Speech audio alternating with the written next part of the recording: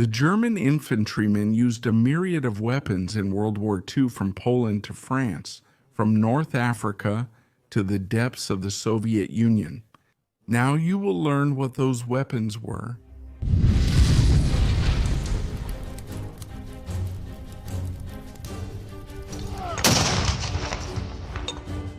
The differences between the German army, which started World War II with the invasion of Poland.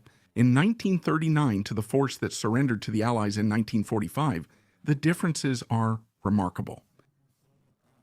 And while technological evolution and necessity led to radical changes in its structure, other aspects remained astonishingly unchanged from beginning to end.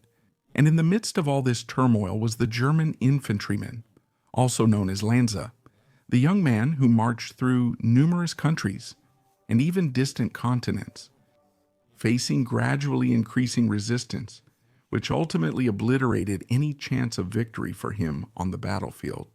What was initially supposed to be a quick and localized offensive to unify German territory at the expense of Poland quickly evolved into a global conflict with the colonial powers of England and France.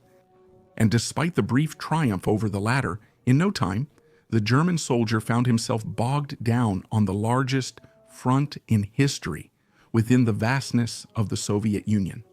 The armament of the German infantry in World War II remained largely unchanged throughout the conflict, with its industry being unable to reinvent itself and abandon pre-war production models. At the same time, it introduced remarkable innovations that, to the despair of its high command, never arrived in sufficient numbers to equip the entire army at the front line.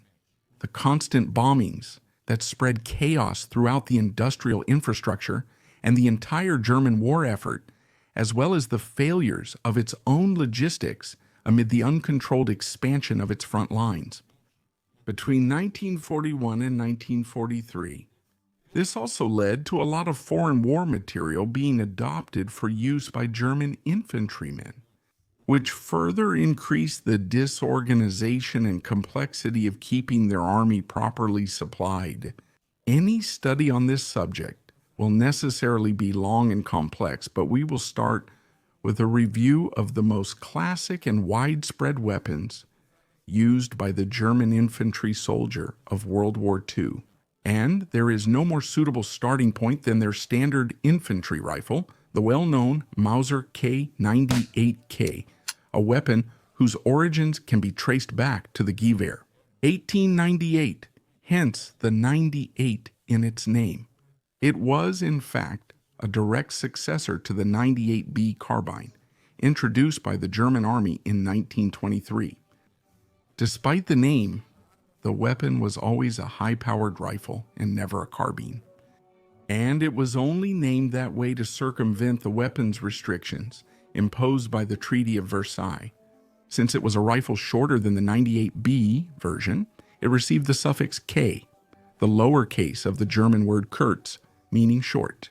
It used an improved bolt action mechanism, which fired a clip of 5 rounds in the 7.92 by 57 millimeter caliber Mauser, and it offered accuracy up to 500 meters with traditional sights and 1,000 meters with telescopic sights with 8 times magnification.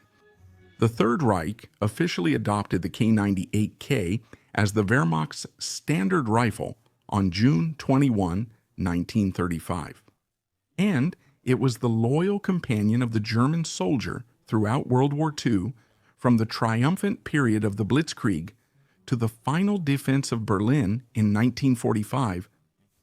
In the last years of the war, with the increased doctrinal use of snipers by the German army, the precise rifle gained a new prominent role. In the hands of skilled marksmen like Matthias Hetzenauer and Sepp Allerberger, who silently took down hundreds of enemy soldiers. Although its predominance in combat was gradually reduced by the introduction of semi-automatic and even fully automatic rifles, it was only partially replaced by them. And in the end, 14,600,000 Mauser K98K rifles were manufactured, with millions of them falling into Soviet hands and being distributed as military aid to their allies after the war. The Maschinenpistole 40, better known by its acronym Maschinenpistole 40, was the standard submachine gun for the German soldier. Also, throughout the conflict, it provided rapid fire support for infantry combat groups. It fired in automatic mode with its 32-round magazine in 9x19mm caliber. Parabellum, an evolution of the Maschinenpistole. 36 submachine gun itself, a descendant of the Maschinenpistole. 18 from World War I. It worked extremely well in close quarters combat, providing a heavy burst of fire that easily destroyed enemy fixed positions. It was a favorite among paratrooper troops and armored vehicle crews, who used them to repel enemy attacks against their positions. The Maschinenpistole 40 fired only in automatic mode, but its relatively low rate of fire even allowed for single shots by a soldier with good trigger control. Designed with economic concerns in mind, much of its construction was made up of stamped parts, thus reducing the use of machining in manufacturing. Although it was considered a reliable weapon, its biggest weakness was its magazine. The magazine's simple feeding system. Unlike the one used in the American Thompson submachine gun, it created excessive friction on the last round stored, which gradually moved up to be fed into the weapon. This problem caused occasional feeding failures and was considerably worsened by the presence of dirt or any other debris in the system. From 1940 until the end of the war, 1.1 million of these submachine guns were produced, which were used by dozens of countries in various conflicts throughout the rest of the 20th century, with a few examples even being seen in use in the current war in Ukraine. Perhaps the most iconic of the German infantry weapons of World War II, the Luger P08 pistol, has its unmistakable silhouette, permanently associated with the Wehrmacht on movie screens. But its origin is actually much older. Developed in 1898 by Georg Luger, it used a curious cocking system with a part popularly known as the knee, operating in semi-automatic mode. Mass production began in 1900 with Switzerland as its first customer. And in the following decades, the Luger became the standard service pistol for the armed forces of Portugal, Bulgaria, Bolivia, and Brazil. The weapon only entered service with the German armed forces in 1904 when the Imperial German Navy adopted its version of the Luger, known as the Marine Pistole. In 1904, with a longer barrel to improve shooting accuracy, the Army in turn adopted the Luger Kurta in 1908, initially with an 8-round magazine in the 9x19mm Parabellum caliber. Widely used by the Germans in World War I, the pistol had 170,000 units manufactured by order of Kaiser Wilhelm II. And during the Weimar Republic, Deutsche Waffen- und Munitionsfabriken, or Deutsche Waffen- und Munitionsfabriken, kept its assembly line running at full steam to meet the demands of both domestic and foreign police forces. Throughout the 1930s, the Wehrmacht High Command gradually began to recognize the weapon's obsolescence and sought to replace it with more modern models. But its production, which should have ended in 1938, ended up being extended to meet the urgent needs of the war effort, with the last Luger only coming off the assembly line in December 1943. But surprisingly, in the immediate post-war period, Mauser restarted its Luger production line. Under orders from the French occupation authorities to supply pistols for the police forces of France. And in 1946, the French took all the pistol production machinery to their country, continuing there the production of several more thousand weapons. By the end of production in 1953, it is estimated that about 3 million Lugers had been produced. Another curious pistol to reach the hands of German soldiers in World War II was the famous Mauser C96, popularly known as the broom handle because of its distinctive wooden grip. Designed in 1896, it was the first semi-automatic combat pistol and featured an unusual fixed magazine built into the body of the weapon. It was loaded with a 10-round clip in the 7.63 by 25 millimeter Mauser caliber, the most powerful and fastest commercially available pistol cartridge at the time. Its long barrel gave it an effective firing range of 200 meters. When used with its wooden stock for shoulder support, which also acted as a rigid holster, for the C96, the weapon could be used with the accuracy of a short-barreled rifle. Widely used by the Germans during World War I, the weapon was gradually retired by the Wehrmacht in the 30s, with its production ending in 1937, after 1,100,000 units were manufactured. However, the Luftwaffe signed a contract to purchase 7,800 weapons in 1940. An amount that was delivered entirely from already existing stock. The needs of World War II, however, prolonged the use of the C96 on the battlefield, and several German units used the pistol in small numbers until the end of the fighting. In 1945, designed to replace the famous Luger pistol, the Walther P08 was accepted by the Wehrmacht, still in prototype form in 1938. But its production only slowly began at the end of 1939. It fired in semi-automatic mode, being fed by an 8-round magazine in 9 by 19 millimeter parabellum caliber. And it featured a set of innovative technical characteristics still used today in civilian and military pistols, such as the Beretta 92. During World War II, the weapon was manufactured by 3 factories, and the P-38 began to share with the Luger the position of preferred personal weapon among German officers, with 1,277,680 units being manufactured until the German surrender in 1945. Right after the end of the conflict, however, the French ordered production to resume with thousands more units. They were assembled until 1946. Only in 1957, Walther brought the gun back with the new P1 version, which was widely used by the West German armed forces for decades, with its production only ending in the year 2000. The Gewehr 43 semi-automatic rifle represented Germany's biggest attempt to replace the bolt-action Mauser K98K as the standard rifle for its infantry during World War II. The late 1930s brought with them the inevitable technological step that introduced semi-automatic rifles into production, with special mention to the revolutionary American M1 Garand. The Germans sought to achieve this goal by commissioning Mauser and Walther to create prototypes of this weapon, which resulted in the complex Gewehr 41 rifle. Its production was approved, but the results of its combat tests were extremely disappointing, with the weapon experiencing multiple jams.